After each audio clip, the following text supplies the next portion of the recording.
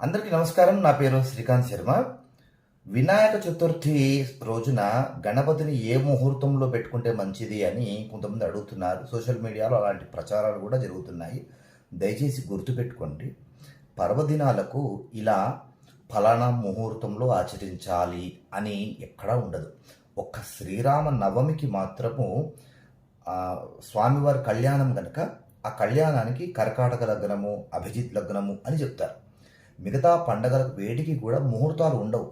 మొన్న రాఖీ పౌర్ణమి సందర్భంగా ఇదిగో ఈ సమయంలోనే రాఖీ కట్టుకోవాలి, రావణాసురుడికి శూర్పణఖ ఈ సమయంలో రాఖీ కట్టింది కనుక రావణాసురుడు చనిపోయాడు అంటూ ప్రచారం చేశారు.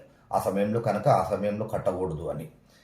రావణాసురుడికి శూర్పణఖ అమృత ఘడియలలో రాఖీ కట్టినా రావణాసురుడు చచ్చి తీరాల్సిందే, అంతే. అది ఇట్లాంటి పిచ్చి పిచ్చి ప్రచారాలు చేయకూడదు. పర్వదినాలకు ముహూర్తాలు ఉండవు. వ్యక్తిగతమైనటువంటి పనులు చేయడానికి ముహూర్తాలు ఉంటాయి. పర్వదినాలకు వేటికి ముహూర్తాలు ఉండవు కనుక వినాయక చవితి సందర్భంగా ఫలానా ముహూర్తము అని ఉండదు.